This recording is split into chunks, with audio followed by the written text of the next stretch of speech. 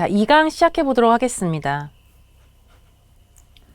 2강은 떡을 만드는 데 있어서 부재료에 대해서 좀 설명을 하고 있는데요. 부재료의 종류랑 그 다음에 그 종류에 대한 특성 한번 알아보도록 할게요. 자, 채소류. 채소류는 단백질과 지방 함량이 매우 적고 수분이 많죠. 수분이 평균 90% 정도로 그 함량이 높고요. 채소의 종류를 한번 보면은요. 채소는 엽채류, 경채류, 근채류, 과채류, 화채류가 이렇게 있는데 일단 위에부터 엽채류부터 보면은요.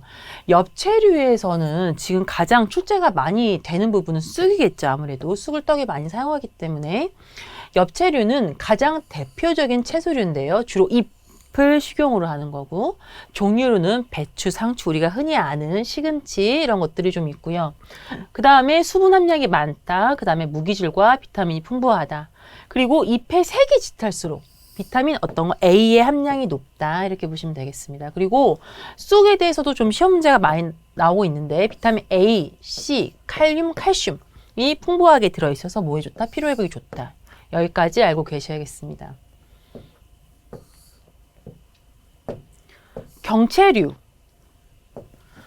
경채류는 줄기. 그래서 뭐 한 번씩 나오냐면 뭐 땅두릅 이런 게 뭐 어떤 종류인지 물어봐요. 그래서 땅두릅은 경채류에 속하고 그 다음에 죽순, 아스파라거스 같은 것들이 좀 있다. 그 다음에 근채류는 땅속 뿌리나 줄기 를 사용하는 채소를 말하고요. 무가 제일 많이 나오죠. 무에 어떤 게 들어있어요? 디아스타제라는 소화효소가 들어있어 소화에 도움을 준다. 여기 지문으로 한 번씩 출제가 되고 있습니다. 그 다음에 과채류는 과실이나 종실을 식용으로 하는 것을 말하는데요. 과채류는 우리 뭐 토마토, 피망, 오이 등등의 종류가 있고요. 그 다음에 화채류는 진달래꽃 그래서 화전 같은 것 때문에 이 화채류가 한 번씩 나오는데 꽃을 먹는 채소류로서 콜리플라워, 브로콜리, 아티초코 등이 있고요. 그 다음에 국화전이나 옛날에 진달래, 화전 같은 경우를 만들어 먹기도 했습니다.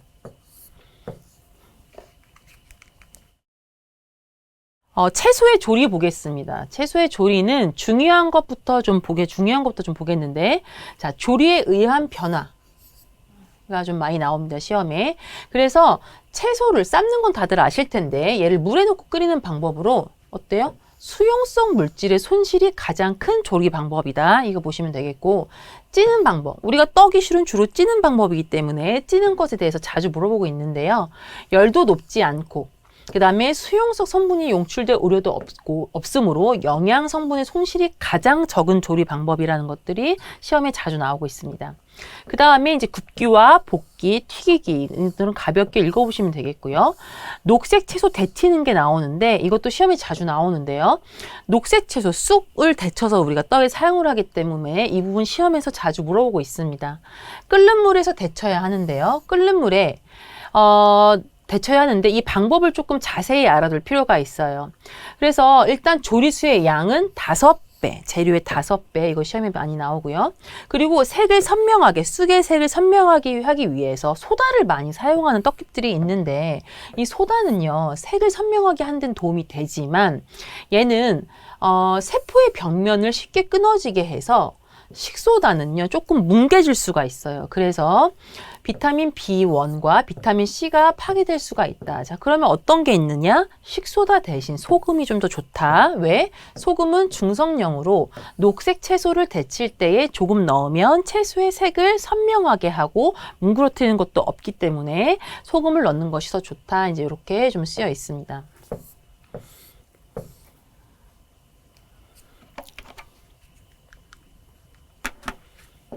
과일류가 나오는데, 자, 과일류는 어떤 걸 보시냐면은요. 지금 보시면 호흡 급등형 과일이 있고 호흡 비급등형 과일이 있는데 이 차이를 조금 아시면 좋을 것 같아요. 그래서 어떤 차이가 있냐면, 자, 일단은 호흡 급등형 과일은 얘는 수확 후에 호흡이 증가하는데, 자, 그래서 얘는 수확 후에 호흡 속도가 증가하기 때문에 얘는 덜 익은 상태로 수확을 하는 거고요. 호흡 비급등용 과일은 얘는 수확 후에 호흡이 증가하지 않아요. 그래서 얘는 충분히 익은 다음에 수확하는 것이 좋다. 그 차이를 알면 좋겠습니다. 그래서 지금 밑에 보시면 써 있는 게 수확 후에는 호흡률이 증가하지 않기 때문에 충분히 익은 후에 수확하는 것이 맛이 좋다. 이 차이만 좀 아시면 되겠습니다.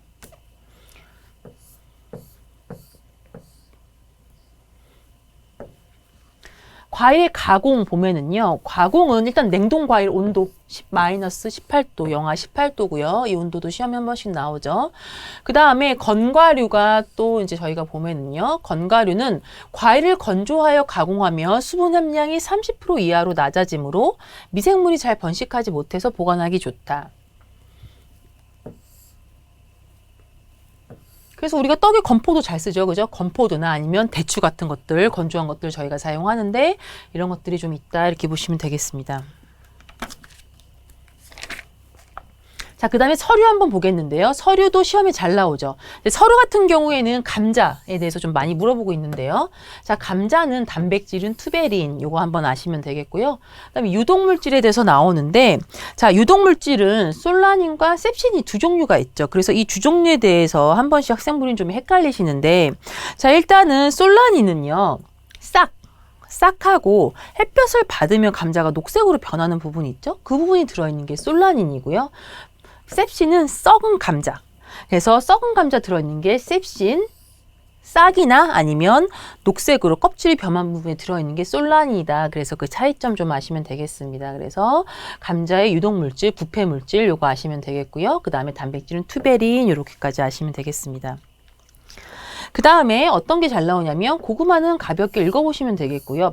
마에서는 어떤 게 나오냐면 미끈거리는 점질 물질 요거에 대해서 좀 물어보는데 뮤신 성분. 그래서 요거 위를 보호해주는 효과가 탁월하다 이렇게 보시면 되겠습니다. 그래서 한번 보고요. 자, 물 한번 볼게요. 물. 자, 물의 기능 한번 보겠습니다. 물의 기능, 물이 어떤 역할을 하는지 보면은요. 세포를 구성하고요. 그 다음에 용매. 염이나 당을 용해하는 용매 역할을 하고 그 다음에 안정제, 수송체, 반응체 등의 역할을 한다. 이 정도 보시면 되겠고 물의 경도 한번 부분 보면은요. 물은 탄산칼슘의 함량에 따라서 연수와 그 다음에 경수로 좀 나뉘는데요. 우리가 흔히 아는 물은 연수죠. 그래서 얘는 단물이라고도 하며 빗물, 보통 우리가 마시는 수돗물 등을 우리가 연수라고 하고요. 떡을 만들 때도 우리가 주로 사용하는 게 연수겠죠.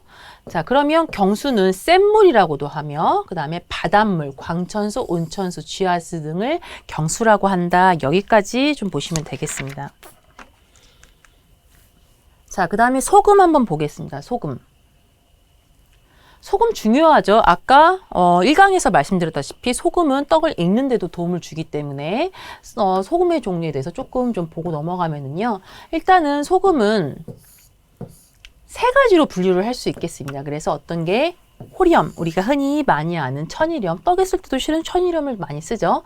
그 다음에 제제염, 정제염, 이 세 종류로 나뉘는데요. 소금 같은 경우에는 우리가 호렴, 다른 말로 천일염이라고 부르는 굵은 소금이고요. 얘는 바닷물을 끓여들여서 햇볕에 건조시키는 과정을 반복해서 생긴 건데 얘는 나트륨 농도가 약 80% 정도로 이거 보시면 되겠는데 우리가 가장 많이 쓰는 것은 실은 우리가 가장 많이 쓰는 거는 식탁용이라고 하는 정제염인데 얘에 비하면 차이가 좀 많이 나죠. 그래서 얘는 농도가 95% 정도, 얘는 80% 정도이다. 그리고 중간적으로 보면은요, 얘는 꽃소금 또는 고운 소금이라고도 하는 것으로 얘를 다시 물에 녹여서 재결정을 시켰기 때문에 농도가 좀 더 높아지죠. 녹여서 재결정을 시켰기 때문에 얘는 농도가 90% 정도이다. 그래서 천일염, 그 다음에 제제염, 정제염 이렇게 있다. 이렇게 보시면 되겠습니다. 소금의 역할도 한번 볼게요. 소금의 역할도 중요하겠죠. 소금의 역할은 일단은 방부작용도 하죠. 그죠? 방부작용. 덜 상하게 합니다. 그리고 채소 조직을 탈수를 일으키죠. 예를 들어 소금에 절이는 것들 생각하시면 되겠고요. 그 다음에 밀가루 반죽에 넣으면 탄력도 좋게 만들어요. 탄력 증진, 그 다음에 응고성 유지, 그 다음에 호화 촉진 등의 소금의 역할 5가지 알고 계셔야겠습니다.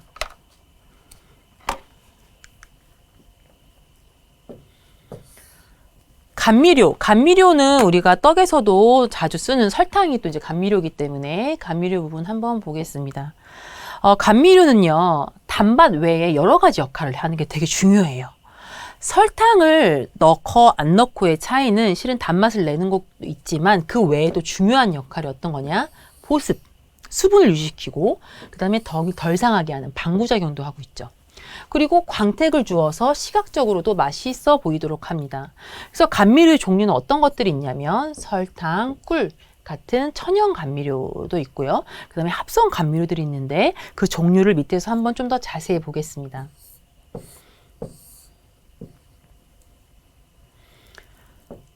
일단은 꿀, 가장 오래된 감미료 꿀 한번 보면은요. 꿀은 감미가 높고 종류별로 고유의 향기를 가지고 있죠. 뭐 아카시아 꿀이든지 밤꿀이든지 뭐 벚꽃꿀도 있는데 그 꿀의 종류에 따라서 향이가 다 다르다고 할 수 있겠고요. 꿀은 흡수성, 물을 가지고 있을 수 있는, 습기를 가지고 있을 수 있는 힘이 크기 때문에 오랫동안 수분을 유지게 해요. 그래서 떡이 굳지 않는데 중요한 역할을 합니다. 쌀가루에 설탕을 넣음으로써 쌀가루의 수분이 날아가는 거를 설탕이 좀 잡아주죠. 그래서 꿀도 마찬가지의 효과를 좀 내는데 그게 흡수성이 강하다 이렇게 보시면 되겠고요. 이 설탕은 다른 감미료의 기준이 된다 이렇게 써 있는데 설탕 같은 경우에 설탕의 단맛은 온도에 따른 단맛의 변화가 없기 때문에 그 기준이 되는 건데요. 예를 들어 과당 같은 경우에는 온도에 따라서 당도가 좀 변하죠. 그래서 설탕을 다른 감미료의 기준으로 삼는 겁니다. 지금 보시면 설탕은 사탕문화, 사탕수수에서 얻는 거고요. 그 다음에 감미도는 설탕이 100이다. 이거 중요하죠. 설탕의 캐러멜화 시험에 많이 나옵니다. 온도도 외우셔야 돼요. 설탕 170도, 간혹 180도로 이렇게 바꿔서 시험이 나오기 때문에 설탕을 170도 이상 높은 온도에서 가열할 때 생산되는 갈색화 현상. 그리고 얘를 어디다 넣어요? 설탕을 캐러멜화는 주로 약식에 많이 쓰죠. 그래서 약식이나 다른 각종 떡에 사용이 된다.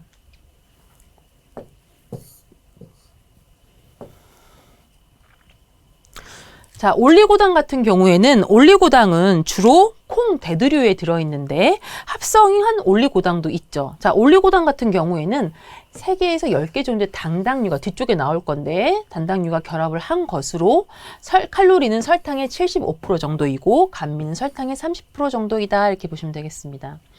조청과 물엿은요, 둘 다 이제 인공적으로 만들어진 꿀이라고 해서 조청 이렇게 얘기를 하는데 보통 물엿이라고도 부르고요. 곡류의 전분을 엿기름으로 삭힌 후에 졸여서 꿀처럼 만든 감미료이다 이렇게 보시면 되겠습니다.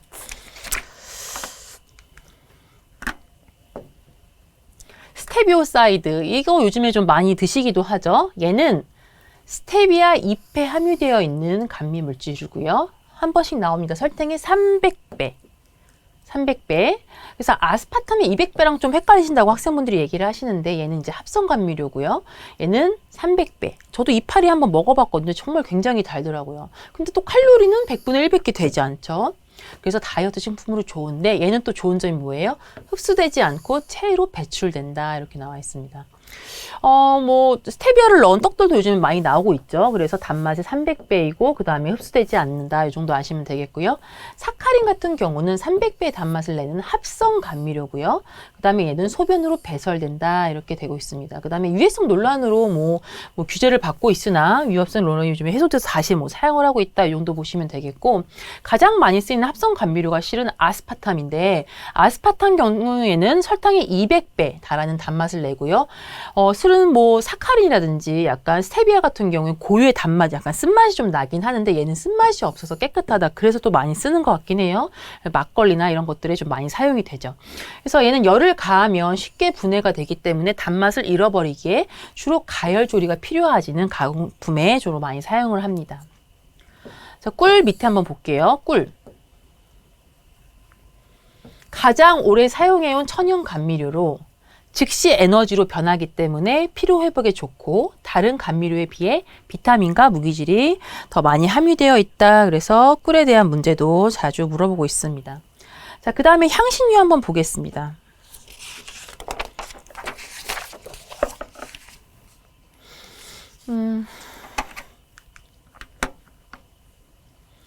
향신료는요, 크게 뭐 시험에 많이 출제되고 있지는 않지만 중요한 것만 한번 보면은요, 향신료를 사용하는 그 사용 목적, 향기, 산미, 색감, 냄새 제거, 방부 효과, 요 사용 목적 한번 보시면 되겠고요. 종류 중에서 어떤 걸 보시냐면, 종류는 어떤 것들이 많이 나오냐면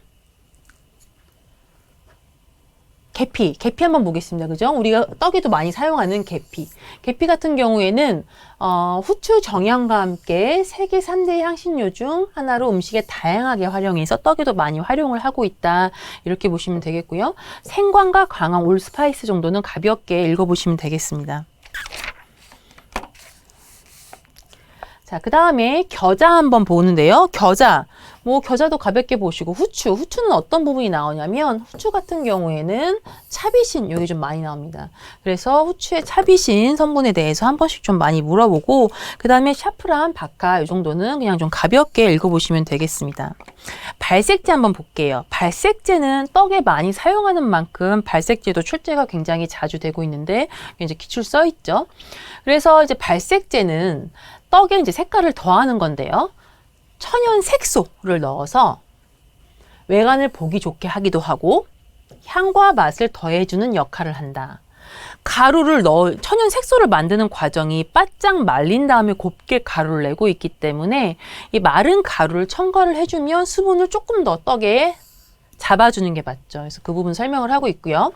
가장 많이 쓰는 발색제로는 일단 대표적인 게 백년초 분홍색을 많이 내는데, 이거는 이 발색제 부분은 어떻게 보시냐면, 예를 들어 분홍색을 내는 발색제의 종류는 그래서 뭐 백년초, 홍국살 이렇게 짝짓기로 좀 많이 나오기도 하고, 예를 들어 뭐 주황색을 내는 발색제로는 주로 뭐 파프리카 가루가 있는데, 이걸 대체할 수 있는 가루는 뭐가 있냐? 그러면 황치즈 가루를 고르는 이런 문제가 많이 되고 있기 때문에 붉은색, 주황색, 녹색 이렇게 좀 같이 분류를 해서 좀 암기를 해두시면 좋겠습니다.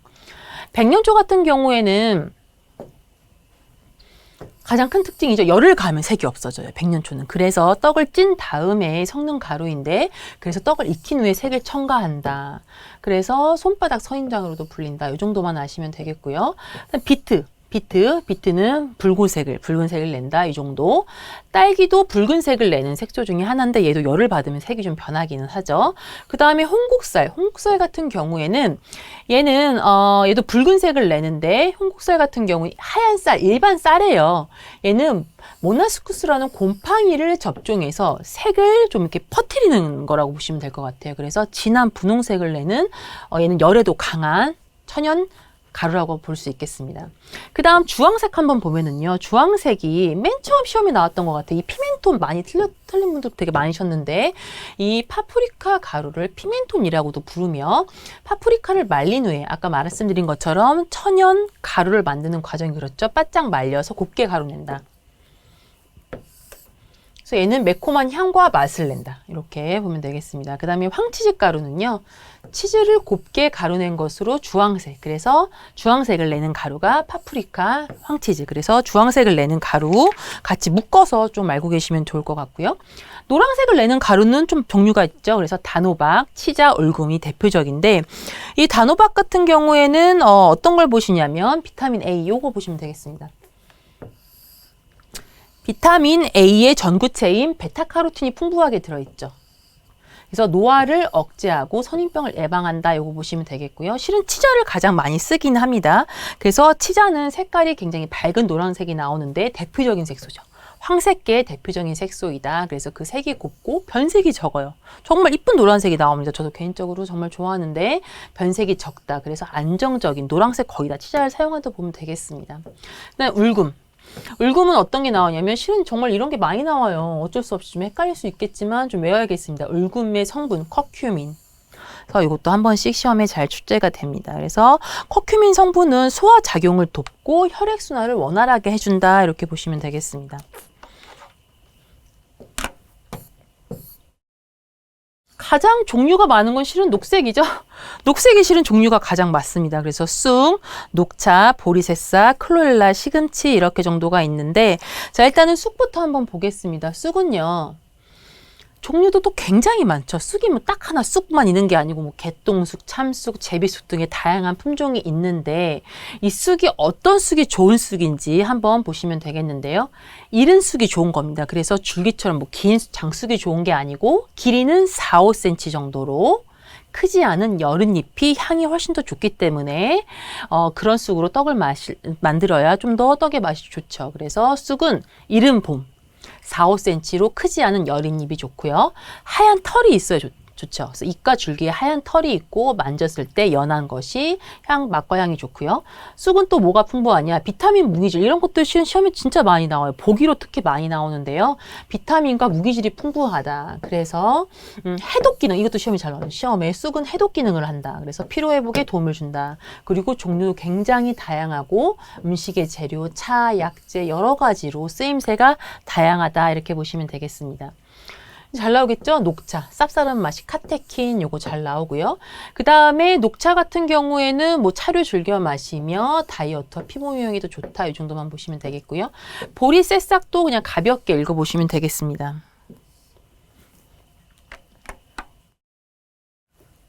그 다음에 클로렐라, 그 다음에 시금치도 가볍게 보시면 되겠고요. 보라색 한번 보면은요. 자, 보라색은 실은 보라색을 낼 수 있는 색소는 자색 고구마가 유일한데요. 이 자색 고구마는 보랏빛을 띠는 게 이제 안토시아닌과 식이섬유가 풍부하다. 이렇게 보시면 되겠고요. 검정색은 한 3가지 정도, 검정색도 많지는 않습니다. 근데 석이버섯 가루가 요즘에 구하기는 굉장히 어렵긴 하지만 어찌됐든 석이섬유, 옛날에 석이병도 굉장히 많이 썼었는데 이 석이버섯은 전체적으로 검은색을 띠죠. 그래서 가루로 내서 떡에 썼습니다. 그리고 석이편, 석이병 뭐 이런 것들을 만들었다 나와 있고요. 그 다음에 흑임자, 떡에 많이 쓰이는 재료로 실기 과제도 있는데요. 얘는 나달의 크기가 고르고 검은 윤기가 흐르는 것이 좋다. 그래서 좋은 흑임자를 고르는 방법 보시고요. 그 다음에 혈액순환, 탈모 방지, 그 다음에 빈혈 예방에 도움이 된다. 흑미는요, 지금 흑미는 뭐 빈혈과 뭐 심혈관 질환에 좋다 이렇게 보시면 되겠고요. 흑미를 떡에 사용할 때는 쌀을 얘도 세게 씻지 말고 가볍게 헹궈서 수침한다 이렇게 보시면 되겠습니다. 그래서 얘도 검정색을 낼 수 있는 색소 3가지 석이버섯, 흑임자, 흑미 이렇게 암기를 좀 해두시면 되겠고요. 갈색, 갈색은 실은 뭐 2가지 주로 많이 사용하죠. 코코아 가루랑 계피가루 이 정도 보면 되겠습니다.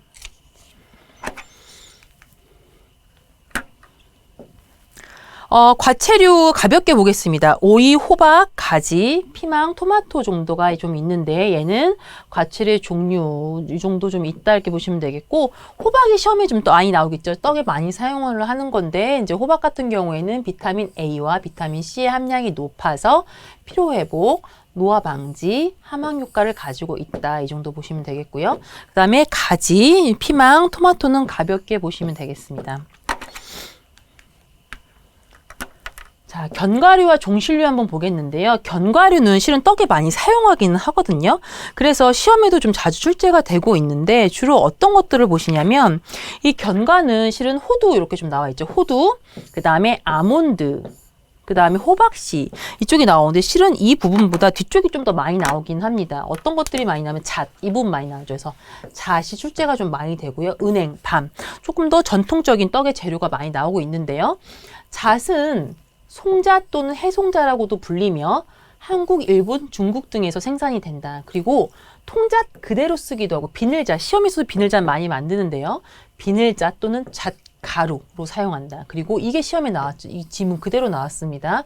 잣은 비타민 B가 많고 철이 풍부하다. 그 다음에 은행 한번 보겠습니다. 은행은 실은 시한배당체가 들어있는데 그게 몸에 들어가면 천상배당체로 좀 바뀌는데요. 이 청산배당체가 들어있어서 많이 먹으면 좋지 않다는 거고요. 그 다음에 얘는 알이 고르며 은행 특유의 냄새가 나는 것이 좋겠습니다. 그리고 볶아서 먹거나 떡에 고명이나 부재료로 많이 사용한다. 이렇게 보시면 되겠고요. 자, 밤 같은 경우에는 밤은 지금 보시면 밑에 부분 탄수화물, 단백질, 지방, 칼슘, 비타민 풍부해 발육과 성장에 좋다. 이 부분 보시면 되겠습니다. 그 다음 참깨 한번 볼게요. 참깨는 뭐 깨찰편 등도 있고 그래서 참깨도 떡에 많이 사용하는 재료인데요. 참깨 같은 경우에는 비타민 B1, B2, 철, 칼슘 등이 많고요. 얘는 어떻게 시험에 많이 나왔냐면 여름에 사용하는 고물 이렇게 해서 많이 나왔던 것 같아요. 그래서 깨고물은 여름에 잘 상하지 않기 때문에 팥고물 이런 것들 고르면 안 되고 여름에 잘 상하지 않은 고물 그래서 깨고물 이렇게 시험이 많이 나오는데 여기 나와 있죠. 잘 쉬지 않아서 여름철 떡의 고물로 많이 사용한다 보시면 되겠습니다. 그 다음에 들깨는요. 꼭 들깨는 이게 나오죠. 궁중 음식의 양념으로 탕에 많이 쓰였다. 이 부분이 좀 지문으로 나오고요. 그 다음에 양념으로 쓰기도 했다. 이 정도만 보시면 되겠습니다.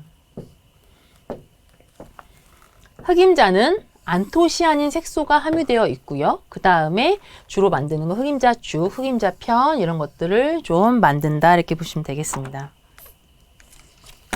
자, 그 다음에 두류를 한번 넣어볼까요? 두류. 콩류도 실은 떡에 많이 사용을 하고 있죠. 두류를 보면은요. 콩가에 속하는 작물인 두류는 단백질과 필수 지방산이 풍부하다. 이렇게 보시면 되겠고 밑에 황대두, 떡에 가장 많이 쓰이는 황대두가 나오는데 황대두가 뭐냐? 흔히 말하는 백태, 노란콩, 흰콩, 백태, 대두콩이라고도 불리고요. 얘로는 실은 어떤 떡을 만드냐면 인절미 콩고물 아니면 제사떡으로 말하는 그 노란색 고물들을 다 이 황대두로 만드는 겁니다. 그래서 황대두를 제일 이제 1번에 좀 올려놨고요. 그래서 얘는 지금 어떤 게 좋냐면 다른 콩보다 단백질과 지방산, 수분이 풍부하다. 그리고 껍질이 얇고 색이 노랗고 윤기가 나는 것이 좋다. 이렇게 보시면 되겠습니다. 흑대두 한번 보겠습니다. 흑대두는 흑태, 서리태, 서목태 등과 같이 검은빛을 띠는 콩을 통틀어 말하는 것이고요. 대표적인 블랙푸드죠. 대표적인 블랙푸드로 단백질, 지방이 풍부하며 여성 호르몬 작용을 하는 안토시아닌과 이소플라빈, 여성 호르몬 작용하는 이소플라빈이 풍부하게 함유가 되어 있습니다. 자, 그 다음에 이 흑대두는요. 불려서 사용을 하는데요. 불린 콩을 물기를 완전히 뺀 다음에 냉동 시간에 보관해서 필요할 때마다 꺼내 쓴다 이렇게 보시면 되겠습니다. 땅콩도 희한하게 시험에 많이 나옵니다. 땅콩도요. 땅콩이 이제 대표적인 이게 지문이 다 나왔던 문제입니다. 대표적인 고지방, 고단백. 그 다음에 지질, 단백질, 탄수화물, 무기질, 비타민이 풍부하게 함유되어 있고 그 다음에 필수 지방산이 풍부해서 콜레스테롤을 씻어내는 효과가 있다. 그리고 피로 회복에 좋으며 노화 예방에 도움이 된다. 이것들이 다 잘라서 조금씩 질문으로 다 나왔었던 문제들입니다. 그래서 어느 것인지 정확하게 좀 알고 계셔야겠고요. 그리고 좋은 땅콩은 알이 꽉 차고 표피가 매끈하면서 윤기가 있는 것이 좋고요. 볶을 때 껍질이 잘 벗겨지지 않고 다 벗긴 후에 벗겨지는 것이 좋다. 이렇게 보시면 되겠습니다.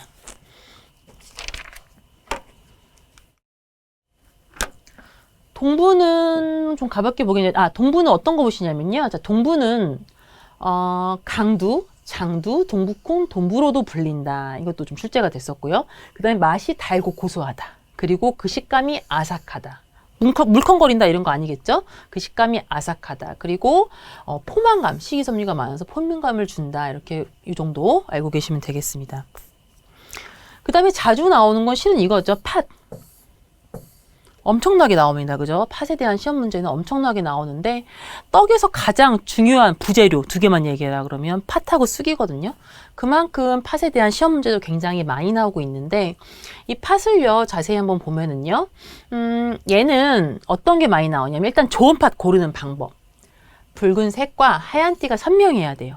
그리고 껍질이 얇으면서 손상된 나달이 없는 팥이 좋은 팥이고요. 어쨌든 윤기가 많이 나고 색깔이 선명한 거. 그리고 팥의 주성분도 많이 물어보고 있는데요. 탄수화물이 68%지만 단백질 함량이 꽤 높아요. 그리고 비타민, B1, 비타민까지 풍부합니다. B1. 그래서 어디에 좋냐? 각기병 예방에 좋다. 여기까지 정말 자주 나오는 부분입니다. 그리고 많이 들어보셨어요. 사포닌. 지긋지긋하게 나오는데 진짜 이것도요. 팥의 사포닌 성분은 설사와 속쓰림을 유발하기 때문에 팥을 삶을 땐 찬물을 버린다. 시험 아마 보시면 이거 굉장히 많이 나올 겁니다. 지문으로. 그래서 팥을 삶을 때는 찬물을 반드시 버리고 삶는다. 그래서 사포닌 성분 때문에 그렇다 이렇게 보시면 되겠고요. 그 다음에 완두콩 한번 보겠습니다. 완두콩은 그냥 가볍게 보시면 되겠는데 완두콩은요. 실은 완두 배기의 형태로 떡에 많이 사용을 하고 있는데 여기 써 있네요. 배기 형태로도 많이 사용을 하고요. 그 다음에 얘는 탄수화물과 단백질, 비타민 B1, 비타민 A가 풍부하다. 그 청산을 함유하고 있어서 많이 먹으면 좋지 않다. 이렇게 여기까지 보시면 되겠습니다. 그 다음에 녹두. 녹두는 가볍게 보시면 되는데 녹두는 어떤 게 중요하냐면요. 몸을 차갑게 하는 성질이 있죠. 그래서 열이 많은 사람에 좋고 혈압을 낮춰주는 역할을 한다. 그리고 녹두는 어떤 것에 쓰이는지 녹두 빈대떡, 청포무, 떡 고물로 많이 사용을 하고 있습니다. 강낭콩 같은 경우에는 얘는 콩류 중에서 재배 면적이 가장 높은데요. 얘는 어떤 것들이 들어있냐면 칼슘, 칼륨, 아연 등의 무기질이 풍부하다. 그래서 여기까지 보시면 되겠습니다.